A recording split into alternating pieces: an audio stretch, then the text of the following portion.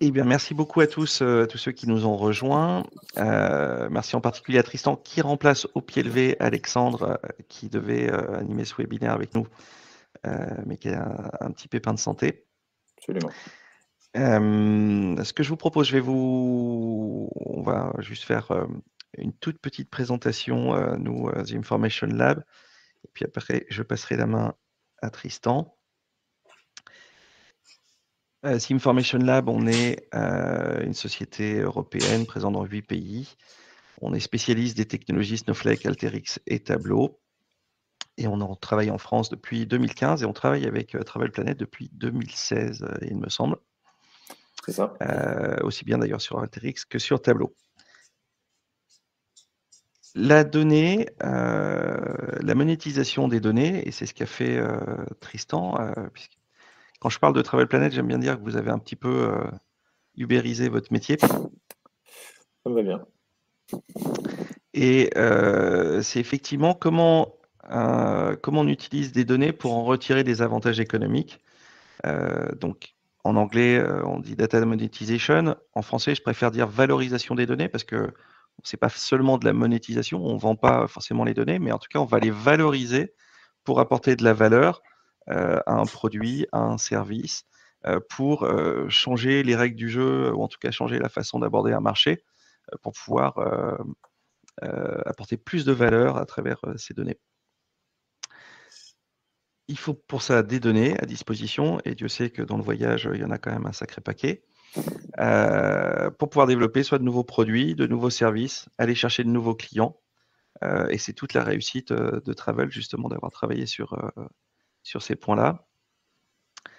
Classiquement, les données, on les utilise en interne pour réduire les coûts, augmenter les revenus. C'est la BI un peu classique. On peut en externe vendre des données. Un opérateur téléphonique qui va vendre des données de passage de personnes devant un panneau de publicité, par exemple. On peut vendre de l'analyse et on peut aller plus loin. Et c'est le sujet de Travel, c'est la BI Embedded. On va embarquer une technologie, en l'occurrence Tableau, dans un système, dans un extranet, dans une application, pour apporter des produits améliorés, innovants et développer de nouveaux services. Il y a plusieurs modèles de monétisation, soit on offre, c'est du freemium, on peut avoir des modèles de premium, voire avancés. Donc des modèles depuis l'utilisation assez simple, je consulte à travers un extranet, un intranet, un site, une plateforme, des indicateurs, un modèle plus avancé où je vais pouvoir aller au-delà et interroger, utiliser des fonctionnalités avancées, donc comme parler aux données, poser ces questions en langage naturel, voire même personnaliser et créer soi-même ses propres tableaux de bord. Tout ça, techniquement, je vais vite parce que l'essentiel, c'est de laisser parler Tristan et il nous reste 20 minutes.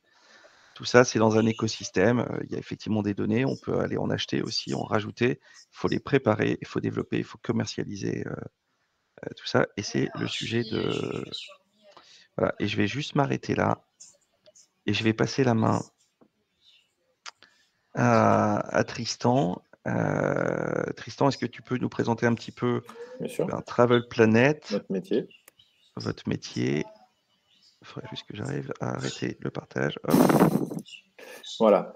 Écoutez, bonjour, bonjour à toutes, puisque je vois que nous avons une assistance pardon, essentiellement féminine. Ok, Guillaume, nous sommes les représentants de la gente masculine aujourd'hui. Donc c'est bien, dans le cadre de Je crois qu'il l'égalité y femmes-hommes, on est plutôt a, pas mal. ouais, il y a Virgile qui risque de se sentir vexé peut-être, mais Ah, je ne le vois pas dans ceux qui sont affichés sur mon... Ah, pardon, si, mes yeux. Oui, mais alors c'est pour ça que je porte des lunettes, parce que c'est écrit en tout petit. Je m'excuse, Virgile. Nous sommes donc trois. Voilà, bon, ceci étant posé, merci à tous de votre présence. Et pour présenter Travel Planet, effectivement, notre métier de base historique est relativement ancien, puisque ça consiste à gérer les déplacements professionnels pour les entreprises. Donc, très concrètement, on connaît tous les agences de voyage pour partir en vacances. Notre métier est un petit peu différent puisque nos clients, c'est-à-dire que les gens qui nous payent, avec qui nous passons des contrats, sont des entreprises. Et notre objet, notre organisation quotidienne est la gestion des déplacements, c'est-à-dire acheter des billets de train, d'avion, réservation d'hôtel, location de voiture, réservation de salle, de VTC, pour le compte de nos clients pour faire voyager soit leurs collaborateurs, soit leurs invités. Nos clients ont des budgets voyage qui vont à peu près entre 200 300 000 euros jusqu'à 20 millions d'euros par an. Donc, c'est plutôt des sociétés de taille moyenne et importante. Et donc, quand on sait que le coût moyen d'un voyage, en tout cas d'une prestation, est en moyenne de l'ordre de 200 à 300 euros, bah, très rapidement, ce qu'on comprend, c'est qu'on gère un très grand nombre de transactions. En ce moment, pour vous donner une idée, bien qu'on soit dans un cadre d'un redémarrage post-Covid, surtout sur ce qui est des transports, je pense que je n'ai pas besoin de faire un dessin à qui que ce soit sur le sujet, on traite à peu près 2500 transactions par jour. Donc, qui dit 2500 transactions jour, dit pour chacune de ces transactions énormément de données et d'informations, que ce soit au niveau de la partie réservation du fournisseur, envoi du billet, gestion de la facturation, mais aussi énormément d'informations qui sont utiles pour nous et pour nos clients, pour pouvoir aussi analyser la typologie des achats, contrôler que les achats sont conformes aux demandes de l'entreprise et à ses règles. Et donc, dans ce cadre, effectivement, l'ensemble de ces données ont été récupérées, organisées, structurées. Et ce qui fait notre différence, c'est que toute la partie informatique et outils sont en fait des systèmes développés par Travel Planet. Donc là où plutôt dans notre industrie, les agences s'occupent de la partie purement métier, voyage, et font appel à des prestataires extérieurs pour leur fournir des technologies, nous avons décidé depuis 2016, et c'est pour ça que c'est à cette date-là que nous avons commencé à travailler avec The Information Lab sur les outils, que ce soit d'ETL via Alteryx ou de Data Visualization par Tableau, puisque nous avons décidé d'internaliser ce développement. Donc aujourd'hui, la plateforme qu'on a est extrêmement large, puisqu'elle permet depuis la réservation, la partie ticketing, la facturation, la partie reporting et l'analyse en temps réel des données voyage et des consommations voyage. Donc, dans ce cadre-là, on a à peu près 400 000 personnes qui sont dans nos bases utilisateurs. Et donc, il nous fallait un système qui permette de donner accès aux données voyage à l'ensemble de ces utilisateurs, bien évidemment pas sur l'ensemble des données, mais en filtrant de manière automatisée les données les concernant. Puisque au sein de ces 400 000 utilisateurs, on a bien évidemment plusieurs entreprises. À l'intérieur même de l'entreprise, les données auxquelles chacun peut avoir accès ne sont pas les mêmes. On comprendra bien. Une direction générale ou un service achat veut l'ensemble des informations. Une division, on va devoir ne communiquer que ces informations. Un voyageur n'aura que les siennes. Mais plutôt que d'avoir à recréer et à manuellement à refaire ces éléments, on a décidé d'intégrer la partie tableau directement dans notre environnement, donc dans notre portail, et de faire appel à cette partie, je dirais, de données, qu'il puisse la rendre accessible à tout le monde. Et ça, on a pu le faire effectivement avec une technologie comme Tableau, parce qu'on avait l'ensemble des données. Voilà, on a par exemple une visualisation ici que nous fournissons à nos clients, sachant que ces éléments-là sont mis à jour toutes les nuits. Les extracts sont processés toutes les nuits de manière à pouvoir être accessibles à J+1 sur l'ensemble de l'historique et qu'on garde en ligne à peu près 5 années de data qui sont accessibles. Là aussi, il a fallu construire des BI qui soient filtrables en temps réel et qui puissent s'adapter à l'ensemble de nos clients et de nos utilisateurs. Donc le fait de pouvoir l'embedder directement dans notre portail et lors de l'appel de cet embed de filtrer les données, on a donc ainsi pu créer un système qui automatiquement et en live, suivant le login et password de la personne, va pouvoir lui donner un accès à un jeu de données prédéterminé. Donc là où souvent la BI est un métier de spécialiste, d'analyse détaillée, avec des personnes qui peuvent créer et utiliser les BI, donc souvent c'est beaucoup de données avec peu d'utilisateurs. Nous, notre modèle est très différent, puisqu'effectivement on a certes beaucoup de données, on a un nombre de BI que l'on a volontairement limité de manière à ne pas perdre nos utilisateurs, on en a à peu près 7 ou 8, un par prestation, des BI générales et des BI d'analyse comportementale, mais qui sont accessibles à l'ensemble de nos utilisateurs. Donc, ils n'ont pas besoin de se connecter sur le serveur Tableau. Ils le font via notre portail et directement via l'environnement que nous leur proposons et que nous leur mettons à disposition. Donc, l'approche et la vraie nouveauté dans l'utilisation de BI, ça a été de sortir cette fonctionnalité des seuls spécialistes. Chez nous, ce serait par exemple les services achats ou les travel managers, mais c'est quelques personnes dans l'entreprise, pour donner accès à l'ensemble des utilisateurs, y compris non spécialistes, et avec une interface suffisamment simplifiée et compréhensible pour que tout un chacun puisse se l'approprier et le faire à tout moment sans avoir besoin que nous développions au cas par cas des interfaces. Donc ça, nous avons commencé cette intégration dès 2016-2017 et qui s'est largement étendue puisqu'aujourd'hui, nous avons non seulement des BI relativement classiques qui vont décrire les consommations de nos clients, donc les quantités d'achat aériennes, de quelle origine et destination, quel est leur prix moyen d'achat, quels sont les types de billets qui sont achetés. Donc là, qui est déjà un niveau d'information relativement fin. Et deuxième étape, on a commencé à travailler sur des BI qui sont juste des analyses comportementales. C'est-à-dire quel va être le délai d'anticipation ou quel est le lien entre le délai d'anticipation d'un achat et l'impact sur le prix. Ce qui va nous permettre derrière de proposer aux utilisateurs et à chaque voyageur un type de billet en fonction du comportement qu'il a. Un point important, sur notre portail, pour rentrer sur le portail, il faut s'identifier avec un login et mot de passe. Donc nous savons systématiquement qui fait des achats, qui se opère et qu'est-ce qui est acheté.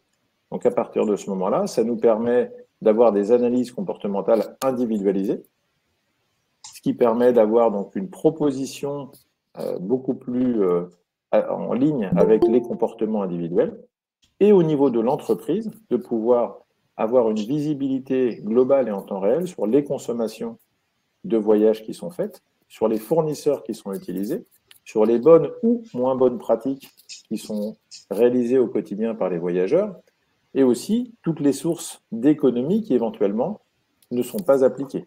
Un exemple simple, chaque fois que nous faisons une requête pour aller chercher un vol, par exemple, nous récupérons l'intégralité des données de cette recherche et pas uniquement le vol qui a été choisi par l'utilisateur.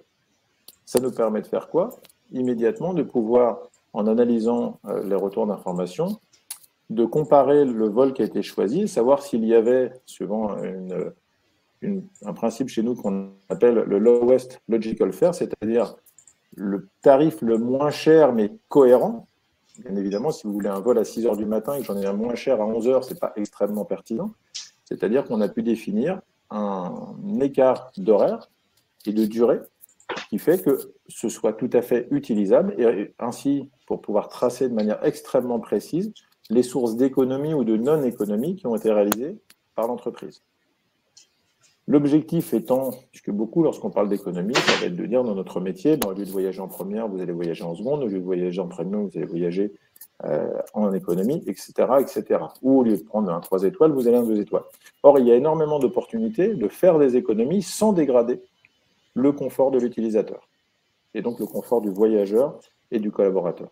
Et ces outils-là d'analyse permettent effectivement de pouvoir, en conservant le niveau de confort et en respectant les objectifs budgétaires de l'entreprise, de pouvoir répondre à l'ensemble des demandes de voyage et ce en temps réel. Donc ça, c'est vraiment la partie très différenciante sur laquelle on a intégré Tableau, puisque dès le départ, le fait d'avoir aujourd'hui autant de comptes Tableau que nous avons d'utilisateurs était quelque chose qui n'était pas structurellement anticipé côté Tableau et que nous avons pu mettre en place. Parce que sur ça, on a un système avec un serveur 8 cœurs et dans lequel on peut gérer énormément d'instances qui vont rechercher peu de ressources CPU, mais par contre qui nous permettent d'avoir énormément de personnes connectées et qui vont rechercher de l'information simultanément. Après, il a fallu aussi travailler, quand on a construit les BI, pour optimiser les temps de process et les temps d'affichage, puisqu'effectivement, on avait des contraintes de grand nombre de connexions simultanées, alors qu'on a parfois des utilisations de tableaux qui sont avec énormément de données, des temps de process longs, mais peu d'utilisateurs. Guillaume, tu veux préciser certains éléments? On ne t'entend pas, Guillaume, par contre, t'es en mute. Tu vois, chacun son tour.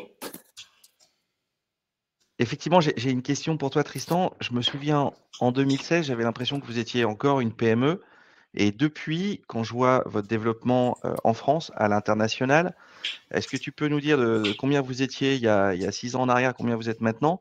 Je crois qu'à un moment, sur votre site internet, il y avait affiché 1000% de croissance en 3 ans, entre 2018 et 2020, quelque chose comme ça. C'est ça. Et, et donc, par rapport à cette croissance, dans le même temps, on a vu des Thomas Cook qui faisaient faillite. Comment ta perception, est-ce que votre croissance, elle est liée à cette supérisation, vous avez mis au cœur du réacteur la data et à travers Tableau les services que tu décris? Quelle est la part, tu penses, de ce digital? Alors, je pose beaucoup de questions, hein, la question sur la croissance.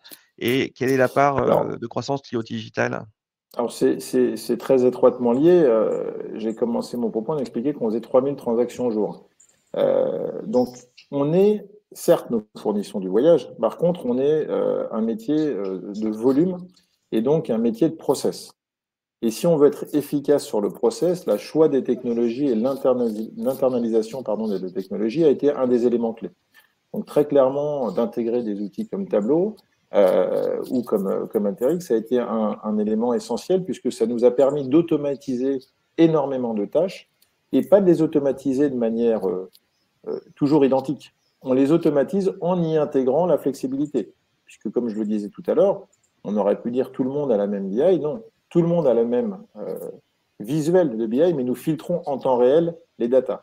Donc, oui, on a fait une croissance très importante puisqu'on est passé en 3 ans à peu près de 10 à 100 millions d'euros de chiffre d'affaires en croissance organique, un point important. L'outil différenciant et l'un des éléments différenciants était clairement la technologie qu'on a mis en œuvre et le fait que nous étions à la fois propriétaires et développeurs de cette technologie, puisque ça nous a permis de nous adapter, d'amener des réponses que le marché ne pouvait pas dans un temps aussi court et avec un coût aussi compétitif apporté à ce moment-là, y compris les très grands acteurs. Et donc, ça nous a aussi permis d'optimiser nos coûts à la transaction. Si on prend dans une industrie qui est assez proche de la nôtre, qui est l'industrie aérienne, on voit bien la différence entre une structure dite low cost comme un EasyJet qui a beaucoup souffert de la crise, mais 10 à 30 fois moins que les grandes compagnies aériennes, parce que dès le départ, ils avaient une organisation d'optimisation de la production. Quand on travaille sur d'énormes volumes, en gros, c'est 500 à 600 000 transactions sur 2019, qui sont les derniers chiffres en année pleine. La performance, elle est aussi étroitement liée non seulement à la qualité de transaction, c'est-à-dire quelle part doit-on reprendre manuellement, et si on veut être performant en produisant de manière différenciée, il faut que les outils qui soient choisis et la mise en œuvre des outils soient non seulement maîtrisés, mais que les outils soient capables de le faire. Donc aujourd'hui, notre premier point différenciant sur le marché, c'est pas d'émettre des trains et des avions, ça on en a d'autres qui le font aussi. Par contre, c'est de le faire dans un cadre d'une technologie extrêmement avancée et que nous maîtrisons de A à Z, et d'autre part avec une exploitation de la donnée que nous sommes capables de faire, non seulement en termes de restitution, mais aussi en aide à la décision. Ok. Et est-ce que c'est quoi les prochains chantiers, les prochains sujets pour aller encore plus loin sur peut-être du prédictif ou des choses de ce type? Tout à fait. Alors, c'est tout à fait ces sujets-là. Je l'évoquais rapidement tout à l'heure, c'est-à-dire d'être capable de proposer au moment de la réservation la typologie de billets ou de produits qui correspond aux habitudes du voyageur. Déjà, on a un énorme avantage, c'est qu'aujourd'hui, nous savons nous connaissons les comportements individuels puisque toute personne s'identifie quand il fait un voyage. Ça nous donne une très grande force par rapport aux outils B2C sur lesquels on a des informations sur la typologie de l'utilisateur, mais on n'est pas capable de le rendre individuel. Aujourd'hui, toute personne qui prend un voyage chez nous, nous savons quelle est la personne et donc nous avons toutes les données sur elle. Ça, c'est le premier point, c'est l'avantage d'être dans la partie déplacement professionnel. À partir de là, on peut en tirer, et c'est ce qu'on fait en ce moment, des analyses comportementales par rapport notamment au taux de modification et d'annulation. On peut aussi regarder sur les voyages qu'il a fait, sur un environnement, quel est l'hôtel qu'il a l'habitude d'utiliser. Et au lieu de lui en proposer 150, on va lui mettre dans un premier temps les 2 ou 3 hôtels sur lesquels il a l'habitude d'aller. qui facilite le process de réservation et qui accélère ce process de réservation. Ça peut être aussi de lui conseiller de prendre un billet plutôt non flexible parce que son taux de modification étant extrêmement faible, ça permet de faire une substantielle économie. Alors qu'une autre personne qui modifie beaucoup aura plutôt intérêt à aller chercher des billets flexibles, certes plus chers, mais dont le coût total est plus intéressant. Donc toute cette capacité d'aide à la réservation et d'avoir le produit le plus pertinent possible, ça c'est quelque chose qui n'existe pas sur le marché, sur lequel on commence à déployer des clients dessus. Merci beaucoup Tristan. Est-ce que il y a des questions? Il nous reste 3 minutes. N'hésitez pas à lever la main ou à activer vos micros pour poser des questions, soit à Tristan sur Travel Planet, des questions, on peut en prendre aussi sur Tableau et comment Tableau sans capsule. C'est pas l'objet de montrer quelque chose de technique, mais oui, peut-être une question sur quel a été le délai de mise en place de ce portail. Alors, le portail en lui-même, on a commencé à être développé en 2016 et on a commencé à le lancer en production à partir de fin 2017. Donc, on a mis un an et demi, sachant que dans le portail, il n'y a pas que la partie données, il y a toute la partie réservation. Sur la partie tableau en tant que tel, ça a été extrêmement rapide et d'ailleurs, c'était le premier module disponible sur la plateforme, puisque nous avons très facilement, à partir des BI qui étaient travaillés sur le designer, pu les mettre en œuvre. Et on a, notamment dans le cadre de la personnalisation des données, très rapidement pu, via l'URL qui était appelée, passer dans cette URL un identifiant et donc créer à la volée les comptes et filtrer les données. Donc ça, c'est vraiment, cette partie-là, c'est vraiment fait en quelques semaines et ne nous a pas demandé de développement technique complexe. Une fois la partie de... Voilà. Donc, on appelle en fait des éléments. Oui. Il y a une question dans le fil de chat, c'est merci pour la présentation, j'aimerais savoir si vous avez déjà utilisé Nime. Je ne pense pas que vous ayez déjà utilisé Nime. Non, nous n'avons pas utilisé. Vous utilisez Alteryx et Alteryx et Nime sont plutôt concurrents et similaires. C'est vrai que voilà, 2016, on s'est posé la question d'un ETL, on en a regardé quelques-uns à l'époque. On a commencé avec Alteryx, effectivement, qui a couvert une large partie de nos besoins, que ce soit sur les besoins dits à froid ou sur les besoins en temps réel avec deux méthodes d'appel différentes. Il nous reste 1 minute. Est-ce qu'il y a quelqu'un qui a une autre question? Ouais. Eh bien, s'il n'y a pas d'autres questions, merci beaucoup Tristan de nous avoir partagé la réussite de Travel Planet. Moi, je trouve que c'est une belle réussite d'une belle société française qui a pris quand même de belles parts de marché. Aujourd'hui, le développement à l'international, c'est un gros challenge, j'imagine, de votre côté. Oui, alors depuis 2019, on est présent avec une filiale en Angleterre et un développement assez rapide. On avait commencé pas mal de contacts début 2020 sur d'autres pays qui ont été un peu mis en stand-by et qui redémarrent. Voilà, donc on pense sur 2022 avoir deux ou trois autres pays. Eh ben, c'est ce qu'on vous souhaite. On espère que la crise sera derrière nous et que de nouveau on va se déplacer, que tout le monde va se déplacer et que vous pourrez retrouver une superbe croissance. Merci beaucoup Tristan. Merci à tous ceux qui ont assisté Merci à tous. à ce webinaire. Passez une bonne journée. Au revoir. Merci.